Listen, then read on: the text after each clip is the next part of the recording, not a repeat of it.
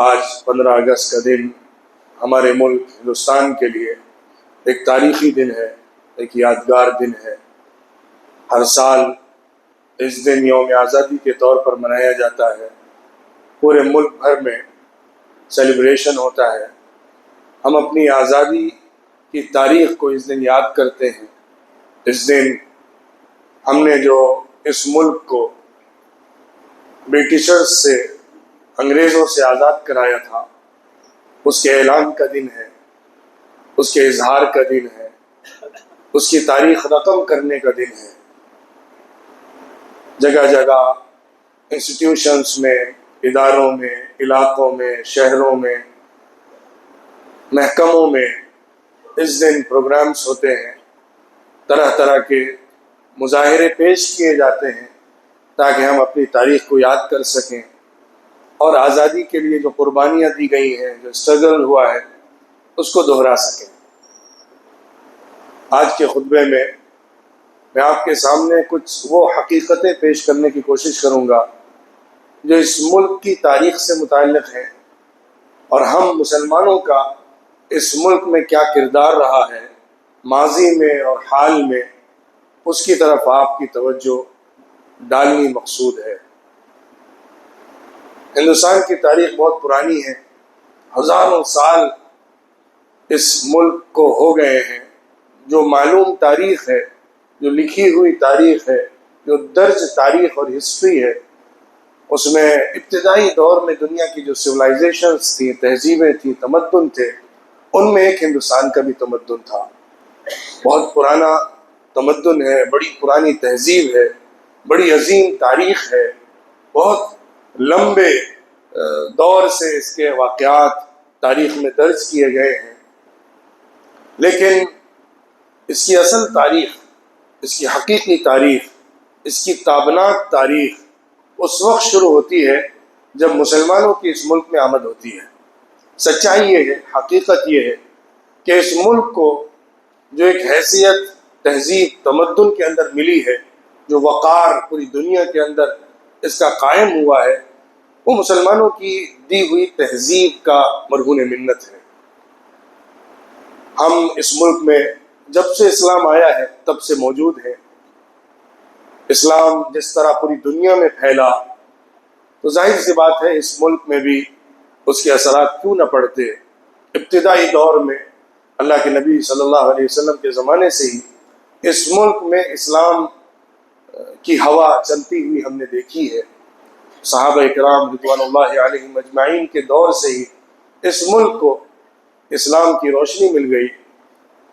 ایک تعداد اسلام میں داخل ہوئی، سمندری علاقوں کے جو رہنے والے تھے ان میں ایک تعداد تھی جو اسلام کو قبول کر رہی تھی تاجروں کی وجہ سے،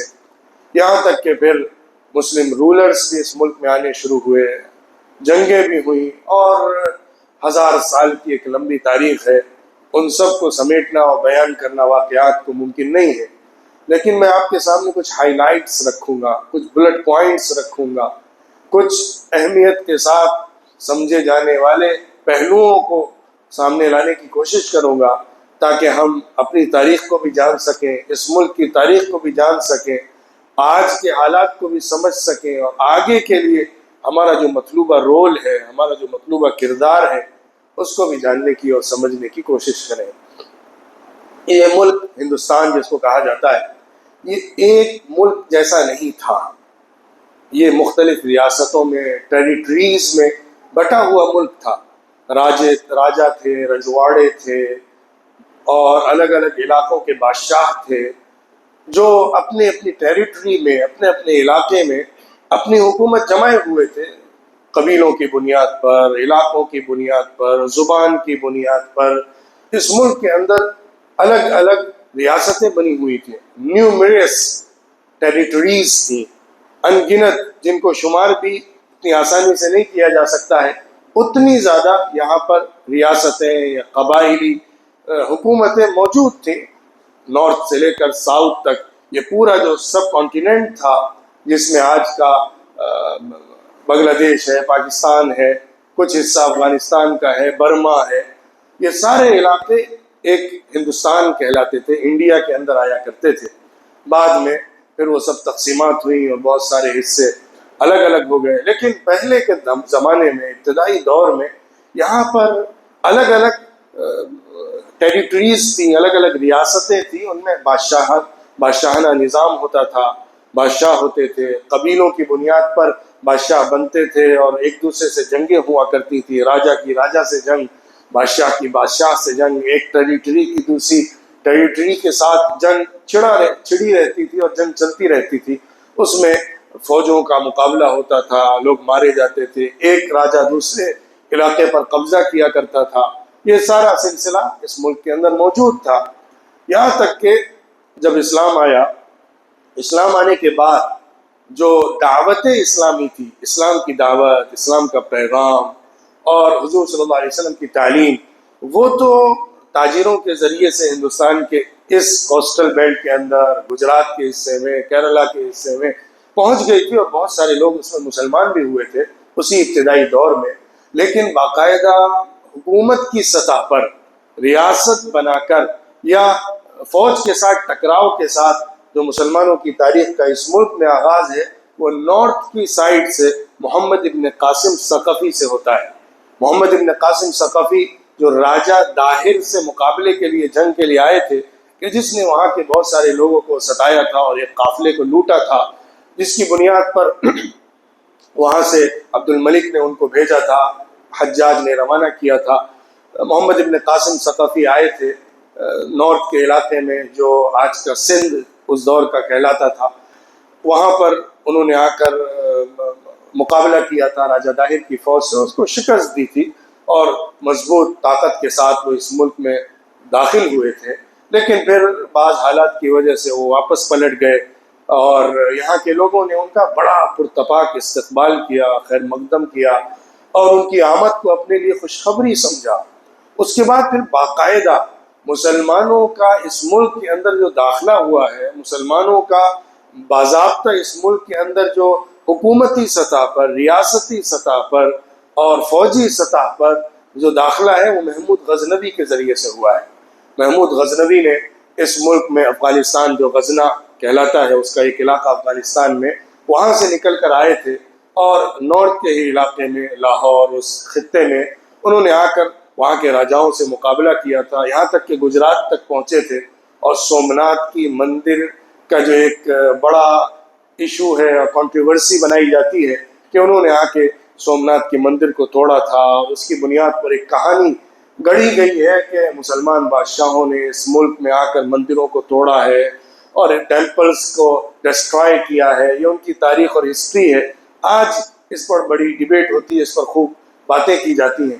اس دور میں محمود غزنوی آئے تھے اور بڑے خطے میں انہوں نے حکومت قائم کی تھی. پھر غزنوی حکومت کچھ عرصے تک رہی تھی، پھر اس کے بعد غوری حکومت دوسرے خاندان میں منتقل ہو گئی. یہ بھی افغانستان کے ہی قبیلے ہیں جو اس خطے میں بڑھے تھے اور یہاں کے راجاؤں سے مقابلہ کر کے انہوں نے اپنی حکومت اور ریاست اسٹیبلش کی تھی. ان کے بعد پھر ممالک کی حکومت ہوئی، غلاموں کی حکومت جو کہلاتی ہے. وہ بھی بڑی عظیم الشان تاریخ ہے ہندوستان کے اندر، جو 12ویں صدی کے اخیر میں اور 13ویں صدی میں جو ممالک کی حکومت ہے، غلاموں کی حکومت. یہ غلام غوری بادشاہوں کے غلام تھے جو پکڑے ہوئے تھے، ان کو وہ لوگ فوجی بنا کر رکھتے تھے اور فوج میں استعمال کرتے تھے. یہ سب ٹرکی کے لوگ تھے، ترکی نژاد، ترکی کے اصل باشندے، جن کو قید کر کے لایا گیا تھا اور اس کے بعد پھر ان کو بعد میں فوج میں آزاد کر کے استعمال کیا گیا تھا، فوج میں رکھا گیا تھا. ان کی حکومت بھی 1 صدی تک چلی ہے اور اس میں وہ عظیم الشان بادشاہ پیدا ہوئے ہیں جو ہندوستان کی تاریخ کے زبردست معمار رہے ہیں، جن میں آپ دیکھیں گے کہ سلطان شمس الدین التمش ہیں، غیاث الدین بلبل ہیں. یہ وہ بادشاہ ہیں جنہوں نے ہندوستان کی ایک تاریخ رقم کی ہے، ہندوستان کو ایک نیا رخ دیا ہے، تہذیب کو بڑھاوا دیا ہے، تمدن کو ترقی دی ہے اور ترقیات بے شمار ان کے ذریعے سے ہوئی ہیں اور ایک زبردست مستحکم نظام ان کے دور حکومت میں قائم ہوا ہے. پھر ان کے بعد بہرحال آگے چل کر مغل کا دور شروع ہو جاتا ہے اور مغل حکومت آتی ہے جو سب سے لمبی ڈیسٹنی ہندوستان کے اندر مانی گئی ہے مسلمانوں کی. کئی صدیوں تک 3-4 صدیوں تک لگاتار مغل بادشاہوں کی حکمرانی اس ملک کے بڑے حصے پر قائم ہوئی ہے۔ یہ جو حکومتیں تھیں مسلمانوں کی جو قائم ہوتی رہی، وہ سب اس دور میں جو یہاں کے بادشاہ تھے، راجا تھے، رجواڑے تھے، ان کے ساتھ مقابلے کر کر کے قائم ہوتی تھیں، بڑے علاقے پر قبضہ ہو جاتا تھا۔ مغل دور میں بالآخر وہ وقت آیا کہ ہندوستان کا جو آج کا ہندوستان ہے اور جو ایک یونیفارم ہندوستان ہے، جس کے اندر پورا وہ خطہ جو آج دوسرے ملکوں میں تقسیم ہو چکا ہے وہ سب تھا، اس کا بڑا حصہ مغل کے ماتحت آ گیا تھا، مغل کی حکمرانی کے اندر تھا۔ اس میں نارتھ کا تو پورا خطہ ہے ہی ہے، آپ کے ساؤتھ کا بھی بڑا حصہ آ گیا تھا، سوائے کچھ حصے کو چھوڑ کر جو کیرلا کے کچھ علاقے ہیں ان کو اگر چھوڑ دیا جائے تو بڑا حصہ مغل کے ماتحت ہو گیا تھا۔ دکن فتح ہوا، اس کے بعد میسور کی ریاست جو بعد میں بنی، مدراس، وہ سب فتح ہو گئے، مغل کے ماتحت آ گئے۔ بعد میں پھر جب مغل کمزور ہوئے تو پھر الگ الگ ریاستیں مسلمانوں کی قائم ہونے لگی، جس میں اس خطے میں ٹیپو سلطان اور ان کے باپ حیدر علی کی ریاست تھی، جس کو ریاست میسور کہا جاتا ہے، مدراس کی ریاست تھی، اور پھر اس کے بعد اودھ ریاست نارتھ کی طرف بنتی چلی گئی، اور پھر بھوپال کی الگ ریاست بنی، اور ٹونک کی راجستھان کی الگ ریاست بنی۔ یہ سب ریاستیں بعد میں تشکیل ہوتی چلی گئی، لیکن ایک جو اس ملک کے اندر سب سے بڑی ریاست، سب سے بڑی ٹیریٹری اگر کسی نے قائم کی تھی تو مغل بادشاہوں نے قائم کی تھی، اور ان میں بھی سب سے بڑا جو حصہ اس ملک کا کسی ایک بادشاہ اور رولر کے ماتحت تھا تو وہ سلطان اورنگزیب رحمۃ اللہ علیہ تھے، کہ جن کے تحت اس ملک کا بڑا حصہ آ گیا تھا۔ بہرحال یہ ایک لمبی تاریخ ہے، میں اس تاریخ کی تفصیل میں نہیں جاتا اور بہت زیادہ اس تاریخ کی ڈیٹیلز آپ کے سامنے نہیں رکھتا، لیکن میں صرف کچھ اشارے کر کے آپ کو آزادی کی تاریخ کی طرف لانا چاہتا ہوں۔ وہ یہ ہے کہ اس ملک کے اندر، ہندوستان کے اندر، مسلمانوں کے آنے کے بعد سے ایک لمبی تاریخ ہے، 1000 سال سے لمبی تاریخ ہے، لیکن ایک سب سے بڑی اور سچی حقیقت یہ ہے کہ مسلمان اس ملک کے اندر as a ruler, as a community contributors رہے ہیں، دینے والے رہے ہیں، اس ملک کو عطا کرنے والے رہے ہیں، اس ملک کو تعمیر کرنے والے رہے ہیں، اس ملک کو آگے بڑھانے والے رہے ہیں، اس ملک کی تاریخ کو سجانے والے رہے ہیں، اس ملک کو نیا نام دینے والے رہے ہیں، اس ملک کو پوری دنیا میں سپر پاور بنانے والے رہے ہیں۔ آج سب سے زیادہ نشانہ اورنگزیب عالمگیر کو بنایا جاتا ہے، سب سے زیادہ ٹارگٹ ان کو کیا جاتا ہے، لیکن یہ تاریخ کی سب سے بڑی سچائی ہے کہ پوری دنیا میں سب سے زیادہ مالدار ریاست، سب سے زیادہ طاقتور ریاست، سب سے بڑی سپر پاور طاقت پوری دنیا کے اندر اگر کوئی تھی اپنے دور میں تو وہ سلطان اورنگزیب عالمگیر کی تھی۔ پوری دنیا میں سب سے ریچسٹ، سب سے پاورفل ریاست۔ سچائی ہے یہ، کوئی دعویٰ نہیں ہے، تاریخ کی حقیقت ہے۔ جو بھی نیوٹرل ہو کر تاریخ کو پڑھتا ہے اور حقائق کو دیکھتا ہے وہ اس بات کو یقیناً جانتا ہے۔ جو پوری دنیا کی جی ڈی پی تھی، جو گروتھ تھی، اس کا 1/4 صرف ہندوستان تھا۔ 24% ورلڈ جی ڈی پی صرف ہندوستان کی تھی اورنگزیب عالمگیر کے زمانے میں۔ ایسا نہ اس سے پہلے کبھی دیکھا گیا نہ اس کے بعد کبھی دیکھا گیا۔ اتنی زیادہ ریچسٹ، اتنی زیادہ ہیلتھی، اتنی زیادہ پاورفل ریاست اس سے پہلے نہیں دیکھی گئی۔ لیکن سلطان اورنگزیب عالمگیر کا عالم کیا تھا؟ سب سے ریچسٹ پرسن، سب سے ریچسٹ ٹیریٹری کے مالک، سب سے پاورفل، لیکن اس کے باوجود وہ خود قرآن تحریر کر کے اپنے قلم سے اسی سے کمایا کرتے تھے، وہی ان کی روزی تھی۔ اس کے علاوہ 1 روپیہ بھی وہ بیت المال سے نہیں لیا کرتے تھے۔ چراغ جل رہا ہوتا تھا اور اپنا کوئی پرسنل کام ہوتا تھا تو وہ حکومت کا چراغ بند کر دیتے تھے اور اپنا الگ سے لیمپ جلا کر پھر اس میں اپنا کام کیا کرتے تھے۔ وہ امانت داری، وہ دیانت، وہ احساس اپنی قوم کے مال کا، ملک کے مال کا، اتنا زیادہ امانت داری اور خیانت سے اپنے آپ کو پاک رکھنا، یہ وہ صفات ہیں جو ان کے اندر ہم کو ملتی ہیں۔ لیکن کچھ غلط عناصر نے ان کے خلاف ایسا پروپیگنڈا بنایا ہے کہ ان کا نام بدنام کر دیا۔ میں یہ نہیں کہتا کہ سارے مغل بادشاہ بہت اچھے تھے یا سارے مسلم رولرز جو اس ملک میں رہے اور بڑے اچھے اور نیک اور شریف اور اچھا کرنے والے اور قوم کی خدمت کرنے والے ہی تھے، ایسا نہیں ہے، اچھے بھی تھے برے بھی تھے، لیکن عمومی طور پر اگر جنرل آپ تجزیہ کریں گے، انالیسس کریں گے، تو آپ کو یہ حقیقت ضرور نظر آئے گی کہ اس ملک کو دینے والے، اس ملک کو ثقافت دینے والے، تہذیب دینے والے، نیا روپ دینے والے، نئی پہچان اور اڑان دینے والے یہی مسلم بادشاہ رہے ہیں۔ اس ملک کا نام پوری دنیا میں روشن کرنے والے، سب سے مضبوط ریاست اور طاقت کے روپ میں اس کو سامنے والے یہی لوگ رہے ہیں۔ اس ملک کو ترقی دینے والے، اس ملک میں نئی نئی چیزوں کو لانے والے، آپ کی اس ریاست میں جو ریاست میسور تھی اس کے بادشاہ ٹیپو سلطان، جو مغل کا اخیر دور تھا جس میں مغل کا ڈاؤن فال چل رہا تھا اورنگزیب عالمگیر کے بعد۔ اورنگزیب عالمگیر نے 50 سال اکیلے اس پورے لمبے بڑے خطے پر حکومت کی ہے، 1658 سے لے کر 1707 تک 50 سال ان کی ریاست رہی، ان کی حکمرانی رہی۔ اس کے بعد پھر جو بادشاہ آئے مغل کے اندر وہ کمزور ہوتے رہے، ریاستیں چھٹتی چلی گئیں، ایک ایک ٹیریٹری نکلتی چلی گئی ہاتھ سے، وہاں پہ انڈیپینڈنٹ آٹونومس حکومتیں اور ریاستیں قائم ہوتی چلی گئیں۔ تو اسی میں ریاست میسور کے اندر بھی ایک حکومت قائم ہو گئی تھی حیدر علی کے ذریعے سے، اور اس کے بعد ان کے بیٹے سلطان ٹیپو شہید رحمۃ اللہ علیہ، جنہوں نے صحیح معنوں میں جو انگریز گھسپیٹیے تھے، برٹشرز جو اس ملک میں گھسے تھے، ان سے باقاعدہ سب سے مضبوط مقابلہ کیا تھا۔ مقابلہ انگریزوں سے جاری ہو گیا تھا کیونکہ جو 17 سینچری ہے اور پھر 18 سینچری ہے، اس کے اندر انگریز اس ملک میں داخل ہونے لگے تھے۔ خاص طور پہ 18 سینچری جو ہے وہ انگریزوں کے عروج کی تاریخ ہے اس ملک کے اندر، اور سلطان ٹیپو شہید بھی 18ویں صدی کے ہیں، 18 سینچری کے ہیں۔ جب ایسٹ انڈیا کمپنی پورے ملک میں پھیلنے لگی تھی بنگال میں قائم ہونے کے بعد، پورے ملک میں وہ اپنی اکنامی کے ذریعے سے اور اپنی کمپنی کے ذریعے سے حکومت قائم کر رہی تھی، اور تجارت کے راستے سے وہ حکومت بنا رہی تھی، اور ایک ایک ٹیریٹری کے اندر اپنا انفلوئنس بڑھا رہی تھی، اور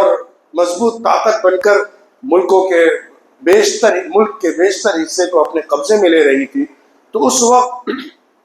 جو اس کے مقابلے میں ریاستیں کھڑی تھیں ان میں بیشتر مسلم ہی تھی، کیونکہ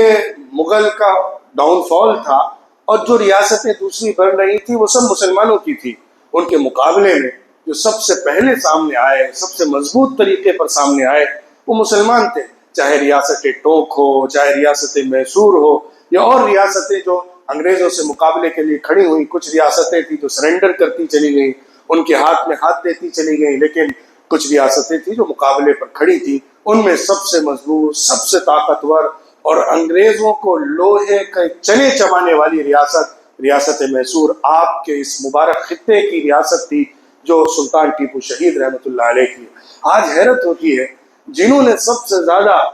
جنگ کی ہے، مقابلہ کیا ہے انگریزوں کو بھگانے کے لیے، انگریزوں کو آنکھیں دکھانے کے لیے، انہی کو نشانہ بنایا جاتا ہے۔ سلطان ٹیپو شہید کو نشانہ بنایا جاتا ہے، ان کو غلط طریقے پر پیش کیا جاتا ہے۔ جس طرح سے ہسٹری کے اندر، تاریخ کے اندر مینوپولیشن کیا جا رہا ہے، جس طرح اس میں تبدیلی کر کے نئی جنریشن کو غلط تاریخ پڑھائی جا رہی ہے، وہ ایک خطرناک جرم ہے اور تاریخ کے ساتھ سب سے بڑی ناانصافی ہے۔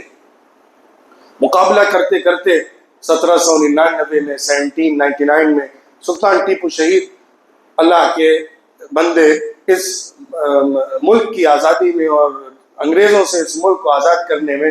مقابلہ کرتے کرتے شہید ہو گئے، لیکن ان کی شہادت بھی اپنوں کی غداری سے ہوئی۔ دشمن کی طاقت کے بجائے اپنوں کی غداری نے ان کو اس انجام تک پہنچایا۔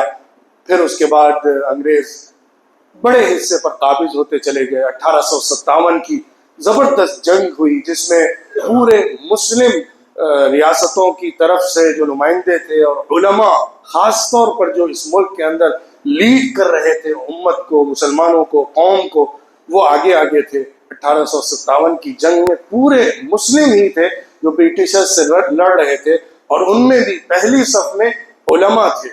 علماء جو مدارس کے فارغین تھے، دارالعلوم دیوبند کے اور دوسرے بڑے اداروں سے جو علماء تیار ہوئے تھے، وہ سب ان کے مقابلے میں آئے ہوئے تھے، اور زبردست جنگ کرتے کرتے بالآخر ان کو شکست اٹھانی پڑی، اور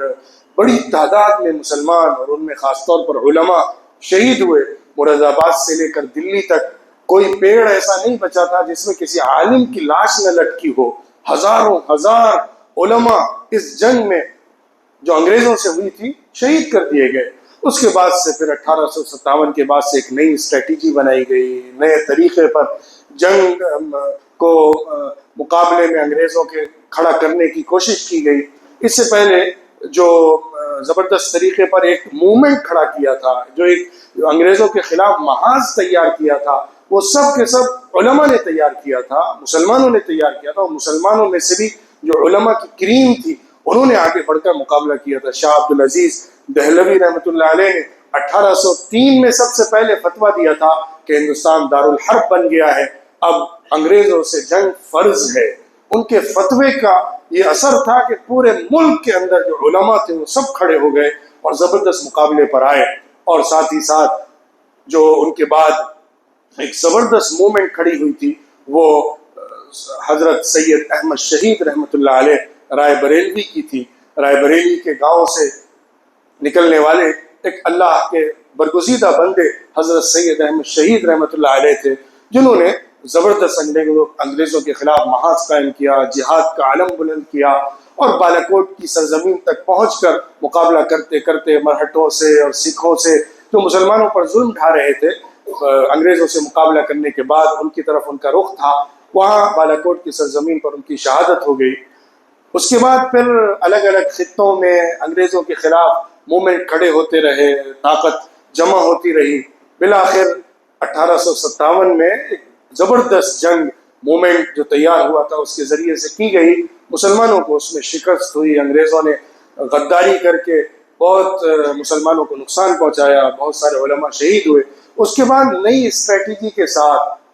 دعوت دی گئی کہ ایک کامن پلیٹ فارم کے اوپر ہندو، مسلم، سکھ، عیسائی تمام مذاہب کے لوگوں کو بغیر کسی تقسیم کے، بغیر کسی تفریق کے جمع کیا جائے، ایک یونٹی کے ساتھ اس باہری طاقت کا مقابلہ کیا جائے جو اس ملک پر آ کر غلط طریقے پر قابض ہو گئی ہے اور لوگوں کو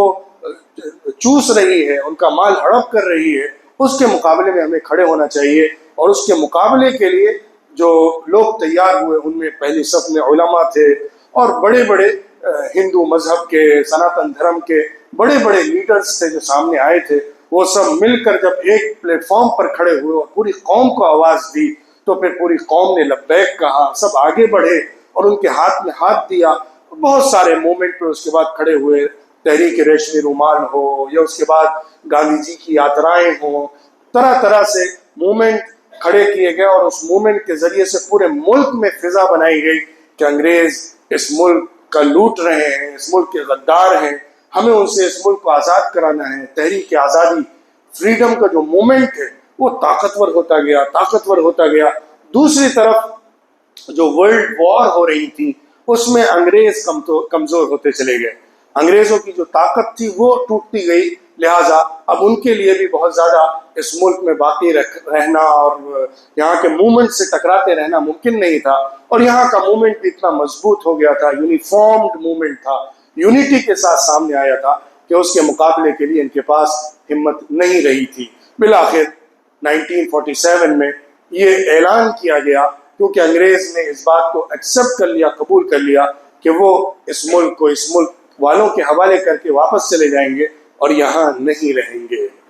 میں صرف آپ کو اس پورے قصے میں، پورے واقعے میں، یہ تاریخ تو آپ سنتے رہتے ہیں اور اس میں جو مسلمانوں کا کنٹریبیوشن ہے اس کو بھی سنتے رہتے ہیں، لیکن میں صرف آپ کے سامنے دو پکچر رکھنا چاہتا ہوں جس سے میرا پورا بیانیہ ثابت ہو جائے گا۔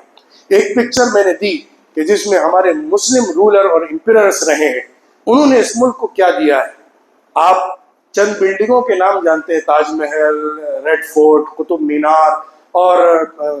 شیر شاہ سوری کی سڑک جو کشمیر سے لے کر کنیا کماری تک بنائی گئی تھی، کیا کچھ انہوں نے اس ملک کو بنایا ہے، لیکن اس ملک کو تہذیب دی ہے،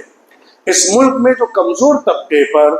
جو پچھڑا طبقہ تھا، شیڈول کاسٹ تھے، شیڈول ٹرائبس تھے، ان کے اوپر جو ظلم ہوتا تھا، بدترین ظلم، ان کو انسان ہی نہیں سمجھا جاتا تھا، اس سے ان کو آزادی دلائی، ان کو انسان کا درجہ دیا، ان کو انسان کا مقام دیا، ہر ایک کو اس کے انسانی حیثیت سے ایک آزادی دی، ٹالرنس دیا، کو ایگزسٹنس کا جو تصور ہے وہ مسلمانوں کے ذریعے سے ملا ہے کہ مختلف مذاہب کے لوگ، مختلف کلچر کے لوگ ایک ساتھ رہ سکتے ہیں، ایک ساتھ کو ایگزسٹ کر سکتے ہیں۔ ٹالرنس جو تھا وہ خاص طور پہ آپ کو اس کی سب سے بڑی مثال یہ ہے، اس سے بڑی مثال کیا ہو سکتی ہے؟ مغل کی بادشاہت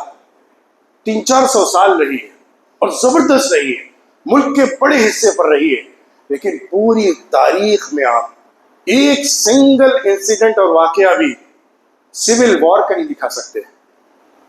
مذہب سے لڑائی، رائٹس، مسلمان کے ہندو سے، ہندو کے عیسائی سے، کسی کے درمیان سول وار، رائٹس،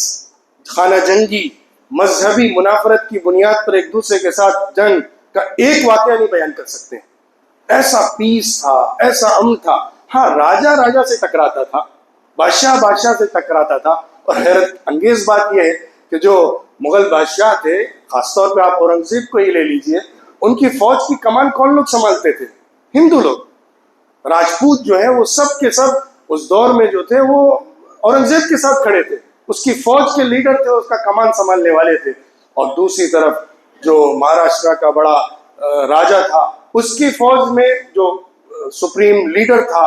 یا جو فوج کا کماندار تھا وہ مسلمان تھا۔ تو علاقوں کی بنیاد پر، ہندو مسلم کی تفریق کے بغیر، ریاستوں کی بنیاد پر ایک دوسرے کے ساتھ کولیبریشن ہوتا تھا، ایک دوسرے کے ساتھ تھا۔ لیکن انگریزوں نے آ کر یہ بیج بویا ہے۔ انگریزوں نے اس ملک پر جو حکومت کی، وہ حکومت انہوں نے صرف یہاں کے اوپر قبضہ کر کے ہی نہیں کی، بلکہ یہاں کے لوگوں کے دلوں میں بھید بھاؤ پیدا کر کے کی ہے۔ اسی لیے آپ نے بہت بار یہ نام سنا ہوگا کہ انگریزوں کی جو اس ملک کے اندر پالیسی تھی حکومت کرنے کی، وہ ڈیوائڈ اینڈ رول کی پالیسی تھی۔ ان کا کانسیپٹ ہی یہی تھا کہ مذہب کو مذہب سے، کلچر کو کلچر سے، کاسٹ کو کاسٹ سے، علاقے کو علاقے سے لڑاؤ اور اپنی حکومت جماؤ۔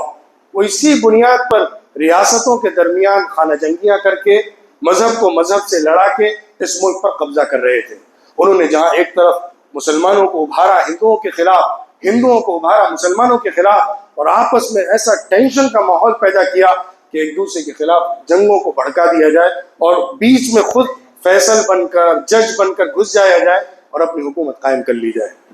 تو اس ملک کی ایک تصویر وہ ہے جو مسلمانوں کی ہے، امپائرس کی ہے، امپائرس کی ہے اور کنگڈمز کی ہے، جو مسلمانوں نے اس ملک کے اندر بنایا ہے۔ کوئی ایک واقعہ آپ نہیں بتا سکتے، چاہے وہ افغانستان سے بادشاہ آئے ہوں جن کی نسل اینسسٹرز وہاں کے تھے، یا ترکی کے ممالک جو لوگ رہے ہوں، انہوں نے اس ملک سے ایک دانہ بھی اٹھا کر اپنے ساتھ دوسرے ملک میں لے کر گئے ہوں۔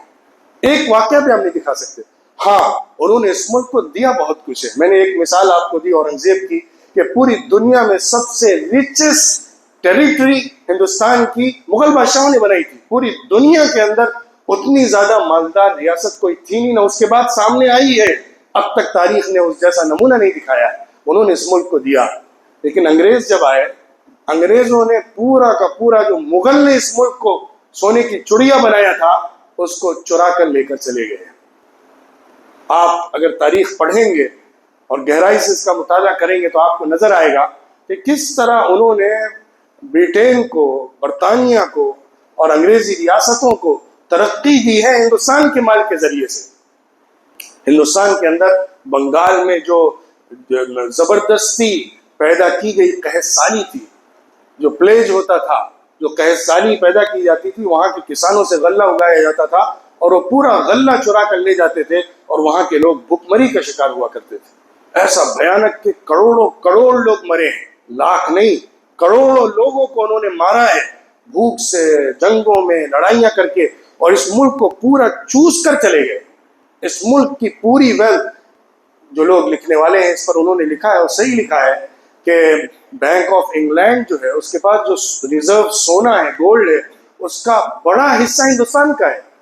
یہاں سے لے کر گئے ہیں وہ چوری کر کے، اور کیا کچھ دھاتیں، یہاں کے سامان، یہاں کی چیزیں وہ چورا کر لے کر وہاں انہوں نے بنایا۔ تو ایک طرف وہ ریاست ہے جو مسلمانوں نے قائم کی تھی اور اس ملک کو کیا دیا تھا، دوسری طرف وہ ہیں گھسپیٹیے، ظالم، اس ملک کو چوسنے والے انگریز، جنہوں نے آ کر اس کو سب کچھ چرا کر لے گئے تھے۔ آپ آج کے تناظر میں دیکھیے کون لوگ ہیں جو انگریزوں کے ساتھ کھڑے ہیں اور کون ہیں جو مسلمانوں کی تاریخ کو یاد رکھتے ہیں۔ سچی بات یہ ہے، اس ملک کا وفادار وہی ہے جو اس ملک کی 1000 سال پرانی تاریخ کے ساتھ کھڑا ہے، جنہوں نے اس ملک کو بنایا ہے، اس ملک کو تعمیر کیا ہے، اس ملک کو ترقی دی ہے، اور جو ان سے چرا چرا کر اس ملک کے ذرے ذرے کو کنگال کر کے جانے والے اور بھاگنے والے چور ہیں، ان کے پیچھے کھڑے ہونے والے آج کے چور ہیں۔ جو کل کے انگریز چور تھے، آج ان کے پٹھو نئے چور کھڑے ہیں جو ان کی حمایت کرتے ہیں، ان کا ساتھ دیتے ہیں، چاہے وہ آزادی کی جنگ ہو یا اس کے بعد کے حالات ہو۔ انہوں نے انگریزوں کے ساتھ سانٹھ گانٹھ کیا، ان کے ساتھ ہاتھ ملائے، صرف مسلم دشمنی میں وہ مسلمانوں سے ریاست چھین کر خود کو لینے اور دینے کے لیے جو کچھ انہوں نے کیا، وہ انگریزوں کے ساتھ وفاداری ہے، اس ملک کے ساتھ بے وفائی ہے۔ جو اس ملک کے ساتھ وفاداری کرتا ہے وہ اس ملک کو تعمیر کرنے والا ہوتا ہے، اس ملک کو چرانے والا، اس ملک کو خراب کرنے والا، اس ملک کی ترقی کو روکنے والا، اس ملک کے سوہارد کو، آپسی بھائی چارے کو، ٹالرنس کو ختم کرنے والا نہیں ہو سکتا، کیونکہ ترقی جس دور میں بھی ہوئی ہے وہ ٹالرنس کے ذریعے ہوئی ہے، کو ایگزسٹنس کے ذریعے سے ہوئی ہے، آپسی میل ملاپ کے ذریعے سے ہوئی ہے۔ دوسری طرف جو الزام مسلمانوں کے اوپر ٹیمپلز کو توڑنے کا لگایا جاتا ہے، اس پر تو بہت سارے ریسرچ پیپرز بھی تیار ہوئے ہیں، بہت ساری بکس بھی آئی ہیں، خاص طور پہ یو ایس کا ایک بڑا رائٹر ہے ریچرڈ ایم ایٹن، اس نے ایک کتاب لکھی ہے جس میں ٹیمپل ڈسٹرکشن ان انڈیا، اس کے اوپر اس نے بہت زبردست طریقے پر فیکٹ کے ساتھ یہ ثابت کیا ہے کہ ایسا بالکل غلط نیریٹو ہے، یہ فینومینا جو بنایا گیا بالکل غلط ہے کہ مسلمانوں نے آ کر یہاں پر ٹیمپلز کو توڑا ہے۔ مسلمانوں کے آنے سے پہلے بھی ریاستیں جو آپس میں لڑتی تھیں اس میں ٹیمپل کو توڑا جاتا تھا، کیونکہ ٹیمپلز جو ہوتے تھے وہ کسی کنگڈم کا ایک پیلس سمجھا جاتا تھا، اس کا ریاست کا اصل رمز ہوتا تھا، لہٰذا جب اس دور میں بھی مقابلے ہوتے تھے تو ہندوؤں کو بھی توڑ دیتے تھے، ایک ریاست والے دوسری ریاست پر حملہ کرتے تھے تو اس میں وہ بھی زد میں آتے تھے، لہٰذا یہ فینومینا، یہ نریٹو بالکل تاریخی طور پر غلط ہے۔ ہمیں ان حقیقتوں کو سمجھنا چاہیے۔ آنے والی نسل کے لیے بڑا چیلنجنگ وقت ہے، کیونکہ ہسٹری بدل دی گئی ہے، ہمارے ملک کی تاریخ غلط طریقے پر پڑھائی گئی ہے، اس ملک کے اندر جو مسلمانوں کا کنٹریبیوشن ہے اس کو زیرو نیل کر دیا گیا ہے، اور فیک طریقے پر، فیبریکیٹڈ طریقے پر جن کا کنٹریبیوشن زیرو ہے ان کا 100% کنٹریبیوشن دکھایا گیا ہے۔ ہمارا یہ فرض ہے، ہماری یہ ذمہ داری ہے کہ ہم آنے والی نسل کو بھی صحیح ہسٹری بتائیں، اپنا کنٹریبیوشن بتائیں، چاہے وہ اس ملک کو کنسٹرکٹ کرنے میں، تعمیر کرنے میں پری انڈیپینڈنس ہمارا کنٹریبیوشن ہو، یا انڈیپینڈنس فائٹ کے اندر جو ہمارا کنٹریبیوشن ہو، یا پوسٹ انڈیپینڈنس ہم نے جو اس ملک کو اپنا حصہ دیا ہے اس کی بات ہو، ہمیں اس کو گہرائی سے پڑھنا بھی چاہیے، لوگوں کو بتانا بھی چاہیے۔ اور میں سمجھتا ہوں کہ اگر ہمارے جو اکیڈمیشینس ہیں، ہمارے جو انسٹیٹیوشنس ہیں، ہمارے جو ریسرچ سینٹرز ہیں، اگر وہ اس کے اوپر کام کریں اور لوگوں کے سامنے صحیح تاریخ لے کر آئیں تو وہ نریٹو جو غلط بنایا گیا ہے اس کو کاؤنٹر کرنا آسان ہو سکتا ہے۔ بہرحال یہ دن ہمارے لیے بڑا تاریخی دن ہے، کیونکہ ہم نے انگریز چوروں سے اس ملک کو آزاد کیا تھا اور مل کر اس ملک کو تعمیر کیا تھا۔ آگے بھی ضرورت ہے کہ ہم سب مل کر بغیر کسی مذہب کی تفریق کے اس ملک کو دوبارہ سے مضبوط اتحاد کے ساتھ تعمیر کرنے کی کوشش کریں، تو پوری دنیا کی جی ڈی پی کا سب سے بڑا حصہ اسی ملک میں آ سکتا ہے، کیونکہ یہ ملک سب سے مالدار بھی ہے، سب سے زیادہ ریسورس بھی رکھتا ہے، اور سب سے زیادہ ہیومن پاور، ہیومن ریسورسز بھی اس کے پاس ہیں۔ ہاں، وفاداری کے ساتھ، سچائی کے ساتھ، امانت داری کے ساتھ اس ملک کو چلانے والوں کی ضرورت ہے۔ وآخر دعوانا ان الحمد للہ رب العالمین۔